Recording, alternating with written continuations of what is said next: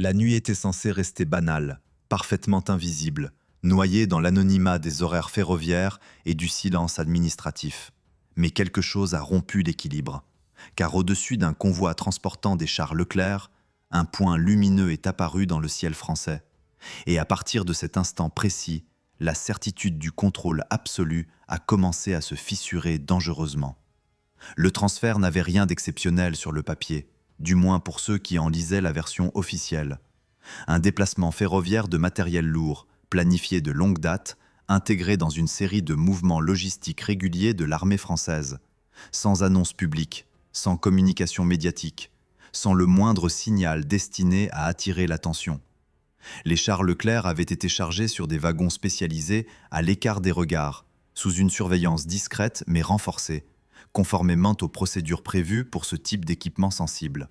Rien ne devait dépasser du cadre strictement fonctionnel, car ce convoi ne transportait pas de simples véhicules, mais l'un des symboles les plus protégés de la puissance terrestre française.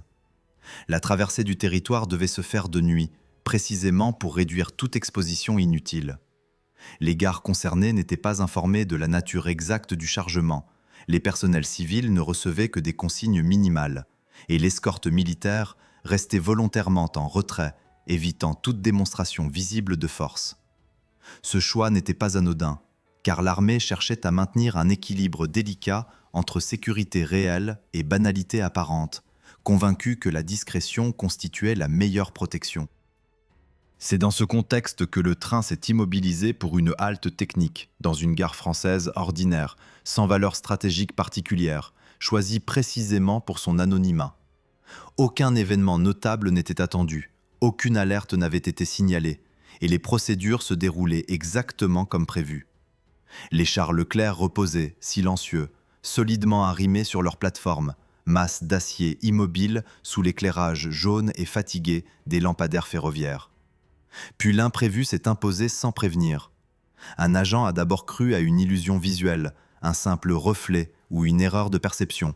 Mais le point lumineux est revenu, plus stable, plus cohérent, décrivant un mouvement lent au-dessus des voies. Très rapidement, le doute a laissé place à une certitude inconfortable. Ce n'était ni un oiseau, ni un hélicoptère, ni un appareil civil classique.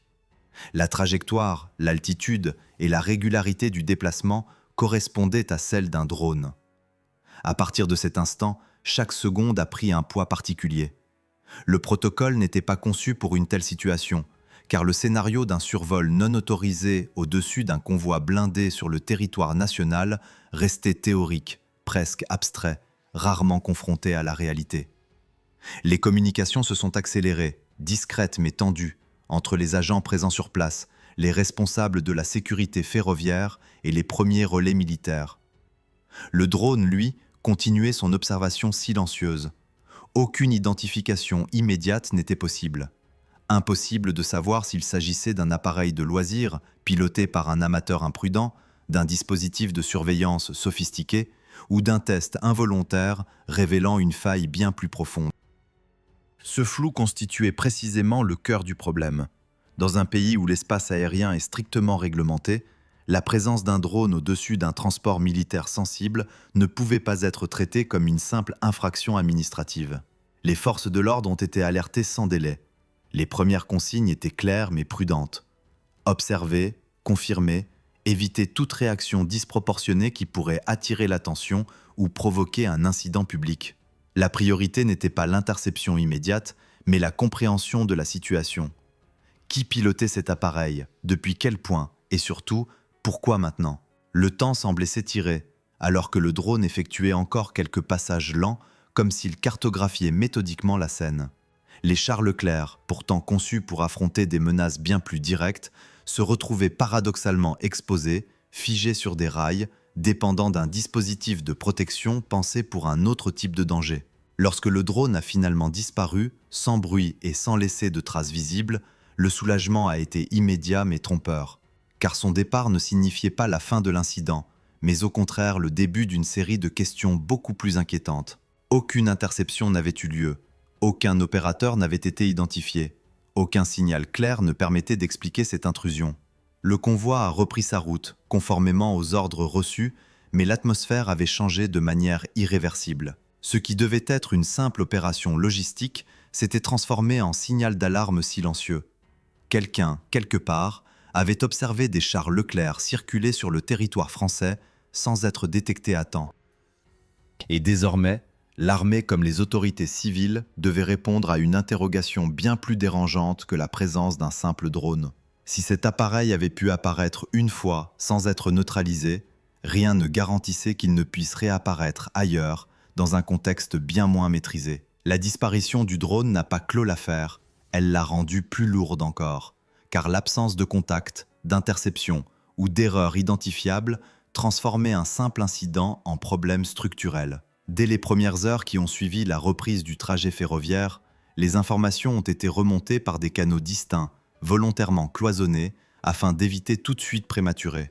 La police nationale, les services de sécurité ferroviaire et les représentants de l'armée de terre travaillaient désormais en parallèle, chacun avec une lecture partielle de la situation, mais tous partageaient la même inquiétude latente. L'un des premiers éléments qui a suscité une tension particulière concernait le point de décollage potentiel de l'appareil. Les analyses préliminaires excluaient un survol longue distance depuis une zone éloignée, car le temps d'observation et la stabilité du drone indiquaient une proximité relative avec la gare. Cela signifiait qu'un opérateur avait probablement agi depuis un périmètre urbain, banal, confondu avec le décor quotidien, sans éveiller le moindre soupçon. Cette hypothèse rendait l'incident beaucoup plus dérangeant que prévu, car elle suggérait une capacité à exploiter l'ordinaire pour observer l'exceptionnel. Les enquêteurs ont rapidement compris que le cœur du problème ne résidait pas uniquement dans l'appareil lui-même, mais dans la manière dont il avait pu anticiper la présence du convoi.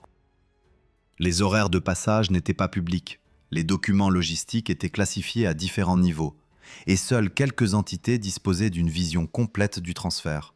La question n'était donc plus de savoir si le drone avait survolé les chars Leclerc, mais comment son opérateur avait su où et quand se positionner. À ce stade, plusieurs scénarios ont été envisagés, chacun plus sensible que le précédent. Une initiative isolée d'un amateur attiré par un convoi inhabituel restait théoriquement possible, mais elle se heurtait à la précision de la manœuvre et au timing presque parfait de l'observation. Une autre hypothèse, plus troublante, évoquait une surveillance opportuniste, profitant d'une faille temporaire dans la chaîne de confidentialité. Cette piste impliquait une analyse minutieuse des communications internes, des sous-traitants civils et même des habitudes répétitives liées au transport nocturne. Dans les heures suivantes, les autorités ont discrètement renforcé leur présence dans plusieurs gares similaires, sans communication officielle, sans sirène ni déploiement visible. L'objectif n'était pas de rassurer l'opinion publique, mais de tester la résilience du dispositif existant. Si un drone apparaissait à nouveau ailleurs, la répétition confirmerait qu'il ne s'agissait pas d'un événement isolé, mais d'un signal annonciateur. Pendant ce temps, les équipes militaires impliquées dans le transfert ressentaient une pression inhabituelle. Les équipages, pourtant rompus à des contextes bien plus hostiles, se trouvaient confrontés à une menace diffuse, invisible, impossible à localiser précisément. Les chars Leclerc, conçus pour dominer le champ de bataille, devenaient paradoxalement vulnérables dans un environnement civil où la moindre réaction excessive aurait attiré l'attention et provoqué un incident médiatique. Les premières vérifications techniques ont également révélé un angle mort préoccupant. Les systèmes de protection du convoi étaient calibrés pour des risques physiques directs, pas pour une intrusion aérienne discrète de courte durée. Cette réalité obligeait les décideurs à reconnaître une vérité inconfortable. La logistique militaire, pensée pendant des décennies autour de menaces classiques, devait désormais composer avec une dimension nouvelle, accessible, peu coûteuse et difficilement traçable. En interne, les discussions se faisaient plus franches.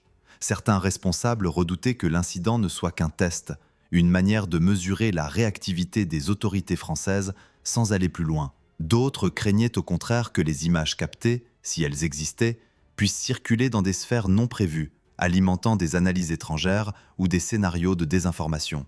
L'absence de preuves tangibles rendait toute conclusion prématurée, mais l'incertitude elle-même devenait un facteur de stress opérationnel. Aucune annonce publique n'a été faite. Officiellement, rien d'inhabituel ne s'était produit. Officieusement, les procédures commençaient à évoluer. Les consignes de stationnement, les durées d'arrêt, les périmètres de surveillance et même les horaires privilégiés faisaient l'objet de révisions silencieuses. Chaque ajustement témoignait d'une prise de conscience progressive. Le territoire national n'était plus un espace entièrement prévisible pour ce type de déplacement sensible.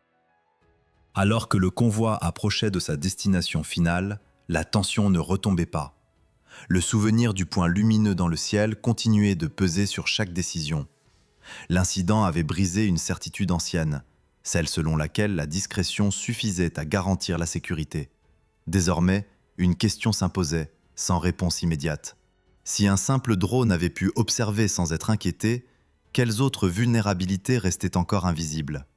Les jours qui ont suivi ont vu s'installer une phase plus silencieuse, mais aussi plus lourde, car l'absence d'écho médiatique n'effaçait pas l'onde de choc interne provoquée par l'incident. Les décisions ne passaient plus par les circuits habituels. Elles se prenaient lors de réunions restreintes, souvent improvisées, où chaque mot était pesé avec prudence. La question centrale n'était plus ce qui s'était produit, mais ce qui aurait pu se produire si la situation avait légèrement dévié. Les services concernés ont commencé par revoir l'ensemble des procédures liées au transport sensible sur le territoire national. Ce travail ne prenait pas la forme d'une réforme officielle, car reconnaître publiquement une faille aurait été perçu comme un aveu. Il s'agissait plutôt d'une accumulation d'ajustements discrets, intégrés progressivement dans les ordres opérationnels, sans annonce formelle.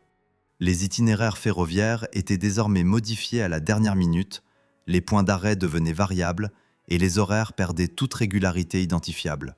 Cette nouvelle approche générait toutefois des frictions inattendues. Les acteurs civils impliqués dans la logistique ferroviaire, déjà habitués à des contraintes strictes, se retrouvaient confrontés à des demandes fluctuantes, parfois contradictoires, sans explication détaillée. Cette opacité nourrissait un malaise latent, car l'absence de contexte alimentait les interrogations. Pourquoi tant de précautions soudaines, alors que rien d'anormal n'avait été officiellement signalé? Du côté militaire, l'incident avait également modifié la perception du risque. Les responsables de la sécurité reconnaissaient désormais que la menace ne venait pas nécessairement d'une action hostile directe, mais d'une capacité d'observation banalisée. Un dispositif peu coûteux, silencieux et mobile avait suffi à remettre en question un sentiment de maîtrise construit sur des décennies. Cette prise de conscience obligeait à repenser la notion même de protection, non plus comme un rempart visible, mais comme une adaptation permanente à l'imprévisible. Certaines discussions internes révélaient un clivage grandissant. D'un côté, ceux qui estimaient que l'incident devait rester traité comme une anomalie isolée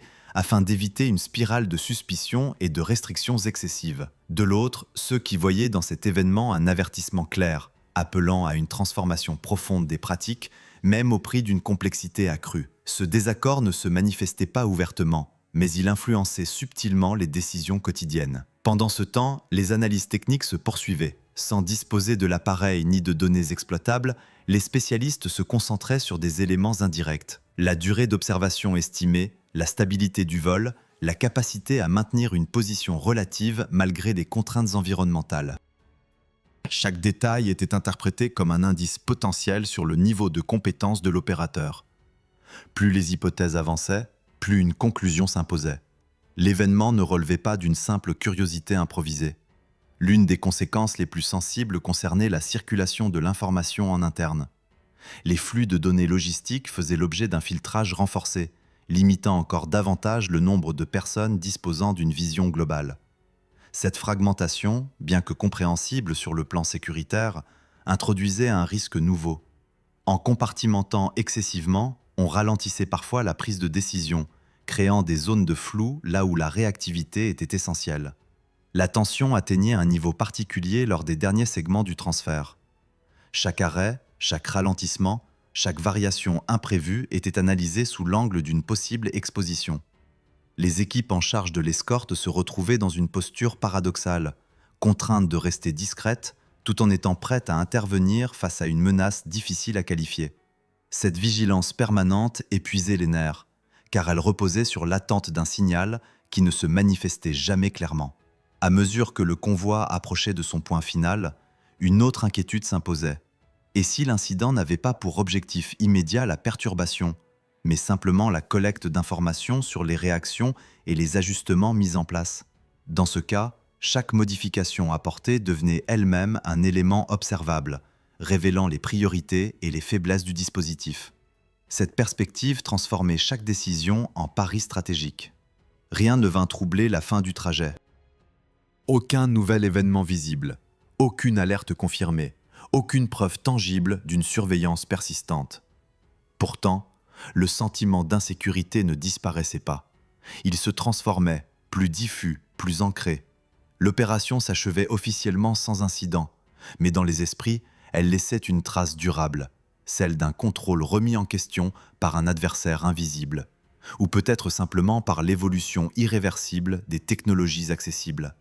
La phase suivante a été marquée par une succession de décisions prises sous contrainte, car les nouvelles consignes, introduites rapidement et sans phase de test complète, ont commencé à produire des effets inattendus. En cherchant à renforcer la discrétion, certains mécanismes ont paradoxalement accru la fragilité globale du dispositif. Les chaînes de validation se sont allongées, les marges de manœuvre locales se sont réduites, et plusieurs situations tendues ont émergé sans jamais atteindre le seuil d'un incident public. L'un des premiers signaux d'alerte est apparu lors d'un ajustement tardif d'itinéraire. Une modification décidée à quelques heures du passage d'un autre convoi sensible a entraîné une désynchronisation entre les services civils et militaires. Les équipes ferroviaires, informées partiellement, ont appliqué des instructions qui se sont révélées incompatibles avec les impératifs de sécurité renforcés. Rien de spectaculaire ne s'est produit, mais l'erreur a mis en évidence un problème plus profond. En multipliant les couches de secrets, la coordination devenait plus fragile. Dans plusieurs centres décisionnels, cette situation a provoqué des échanges tendus. Certains responsables dénonçaient une réaction excessive, estimant que l'incident initial avait déclenché une spirale de précaution difficilement soutenable dans la durée. D'autres rappelaient que l'absence d'événements visibles ne signifiait pas l'absence de menaces, et que le coût d'une sous-estimation serait bien supérieur à celui d'une logistique alourdie. Ces divergences ne se traduisaient pas par des affrontements ouverts, mais par une série de compromis instables, parfois contradictoires. Les forces de sécurité intérieure ont également été confrontées à un dilemme délicat. Toute intervention proactive dans un environnement civil risquait d'attirer l'attention, voire de susciter des interrogations publiques. Pourtant, l'inaction totale exposait les convois à une observation non contrôlée. Cette ligne de crête, déjà difficile à maintenir en temps normal, devenait presque intenable dans un climat de vigilance accrue.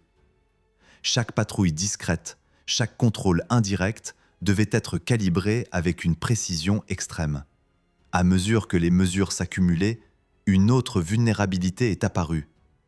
L'augmentation du nombre d'acteurs impliqués, même de manière fragmentée, multipliait mécaniquement les points de friction. Une consigne mal interprétée, un retard non anticipé, une initiative individuelle mal synchronisée pouvait désormais produire des conséquences disproportionnées. Cette complexité croissante alimentait un stress opérationnel rarement ressenti lors de simples opérations logistiques. Un épisode en particulier a cristallisé ces tensions. Lors d'une phase de transition entre deux zones de responsabilité, une anomalie de communication a conduit à une brève absence de couverture coordonnée. La situation a été corrigée rapidement, sans impact visible, mais elle a suffi à provoquer une onde de choc interne. Pendant quelques minutes, personne n'était en mesure d'affirmer avec certitude que l'ensemble du dispositif fonctionnait comme prévu. Ce court laps de temps a été vécu comme une alerte sérieuse, révélant à quel point l'équilibre reposait désormais sur une synchronisation parfaite. Les discussions qui ont suivi ont pris un ton plus grave. Il ne s'agissait plus seulement de corriger des procédures, mais de reconnaître que le modèle traditionnel de protection atteignait ses limites face à des moyens d'observation souples et imprévisibles. Certains experts internes ont commencé à évoquer la nécessité d'un changement de paradigme, où la mobilité et l'adaptabilité primeraient sur la simple dissimulation. Cette idée, encore marginale, témoignait néanmoins d'une évolution des mentalités. Pendant ce temps, le calendrier opérationnel continuait d'imposer ses contraintes. Les transferts ne pouvaient pas être indéfiniment ralentis ou fragmentés sans affecter la disponibilité des unités concernées. Chaque report, chaque détour avait un coût concret, mesuré en délai, en fatigue humaine et en complexité accrue. L'équation devenait de plus en plus difficile à résoudre, car il fallait concilier une exigence de sécurité maximale avec la réalité du terrain. À l'approche de la phase finale des opérations liées à ce cycle de transfert, un sentiment d'usure s'installait. Les équipes avaient le sentiment d'évoluer dans un environnement où la moindre décision pouvait être remise en question par un facteur invisible. Cette incertitude permanente ne provoquait pas de panique, mais une vigilance tendue, presque oppressante, qui rendait chaque succès provisoire. Aucun nouvel événement marquant ne venait confirmer ou infirmer les craintes initiales. Pourtant, cette absence de confirmation devenait elle-même source d'inquiétude. Car si aucune manifestation visible n'apparaissait, rien ne permettait d'affirmer que l'observation avait cessé. Le dispositif fonctionnait, certes, mais sous une pression constante, comme s'il était évalué en permanence par une présence que personne ne pouvait ni voir ni localiser. La dernière séquence de cette opération ne s'est pas distinguée par un événement spectaculaire, mais par une accumulation de signaux faibles qui, mis bout à bout, donnaient l'impression troublante que la situation n'était jamais totalement redevenue normale. Les derniers mouvements logistiques ont été exécutés avec une rigueur presque excessive, comme si chaque acteur impliqué cherchait moins à appliquer des règles qu'à conjurer une possibilité invisible. Les ordres circulaient vite, parfois plus vite que leur justification, et chacun avançait avec la sensation que la moindre approximation pourrait rouvrir une brèche. Les chars Leclerc concernés par ce cycle de transfert ont progressivement rejoint leur zone d'affectation prévue.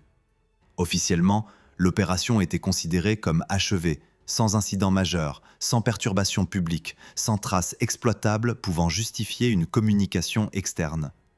Dans les rapports finaux, les termes employés restaient volontairement neutres, presque administratifs, comme si le langage lui-même devait participer à l'effacement de la tension accumulée au fil des semaines. Pourtant, dans les cercles restreints où l'on avait suivi l'affaire de bout en bout, personne ne parlait réellement de retour à la normale. Le dispositif mis en place en urgence n'a pas été totalement démantelé. Certaines mesures temporaires sont restées en vigueur, intégrées discrètement dans les pratiques courantes, sans qu'il soit possible de déterminer à quel moment elles cesseraient d'être nécessaires. Cette persistance témoignait d'un doute profond, celui qu'un simple incident ait suffi à modifier durablement la perception de la sécurité intérieure. Un élément en particulier continuait de susciter des interrogations silencieuses. Aucune exploitation visible des informations potentiellement collectées n'avait été détectée. Aucun signe de diffusion, aucune revendication, aucune utilisation indirecte ne venait confirmer les craintes initiales. Cette absence de conséquences apparentes était interprétée de deux manières opposées. Pour certains, elle prouvait que l'événement n'avait eu qu'une portée limitée. Pour d'autres, elle renforçait l'idée que l'objectif n'avait jamais été immédiat, mais inscrit dans un temps beaucoup plus long. Les responsables chargés de tirer les enseignements internes de l'opération se heurtaient à une difficulté majeure. Comment évaluer un risque qui ne s'est pas matérialisé ?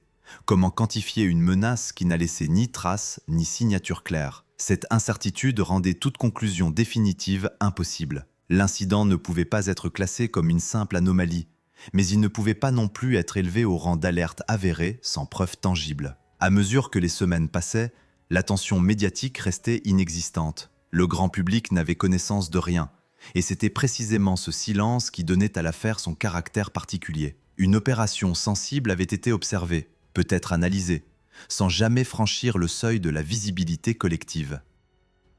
Dans un monde saturé d'informations, cette discrétion forcée ressemblait à une victoire, mais aussi à une fragilité nouvelle. Les chars Leclerc poursuivaient leur cycle d'utilisation normale, intégrés dans les entraînements et les dispositifs prévus, sans référence explicite à l'épisode qui avait entouré leur déplacement. Pourtant, pour ceux qui avaient vécu cette phase de tension, chaque mouvement futur était désormais perçu différemment. La certitude que le territoire national constituait un espace pleinement maîtrisé avait été altérée, remplacée par une vigilance plus diffuse, moins confiante. La fin de cette opération ne s'est donc pas traduite par un soulagement franc, mais par une adaptation silencieuse. Les procédures ont continué d'évoluer, les réflexes se sont modifiés, et certaines habitudes ont disparu sans être officiellement abandonnées. Rien n'indiquait que la situation se dégraderait à nouveau, mais rien ne permettait non plus d'affirmer qu'elle ne se reproduirait pas sous une autre forme. C'est sur cette impression ambiguë que s'achève ce récit. Une opération menée à son terme, des chars livrés à leur destination, un incident sans coupable identifié et une question laissée en suspens. Dans un environnement où l'observation est devenue accessible à presque tous, le véritable enjeu n'est peut-être plus d'éviter d'être vu, mais de savoir qui regarde et dans quel but. Si cette histoire vous a intéressé, laissez un like pour soutenir le travail, Partagez votre avis en commentaire et abonnez-vous pour ne pas manquer les prochains récits consacrés aux événements militaires récents et méconnus.